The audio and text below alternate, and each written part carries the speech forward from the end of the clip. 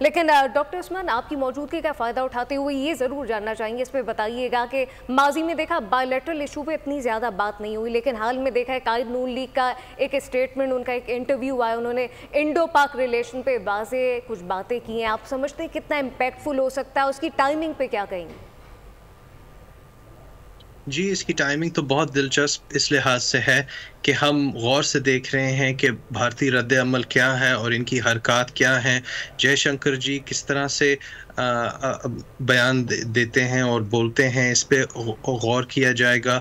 اور جو کشیدگیاں ہیں دونوں ہمسائے ممالک کے درمیان، ہم تو پاکستانی طرف سے چاہتے ہیں کہ اب امن آئے.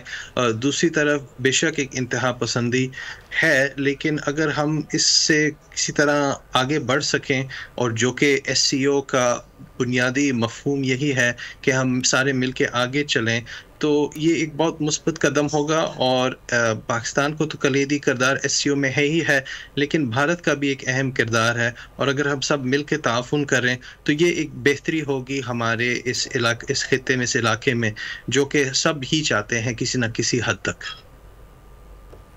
بالکل. ڈاکٹر عثمان چوہان صاحب ہمارے ساتھ موجود ہیں، ساتھ ساتھ مس ریما شوکت بھی ہمارے ساتھ موجود ہیں، اور سینئر اینالسٹ احتشام الحق صاحب بھی ہمارے ساتھ موجود ہیں. سر ہمارے ساتھ ہی رہے گا، اس ٹرانسمیشن کا سلسلہ مزید بھی آگے بڑھائیں گے. وقت تو ایک بریک. ہمارے ساتھ رہیے، سبسکرائب کریں اور بیل دبائیں تاکہ کوئی خبر رہ نہ جائے.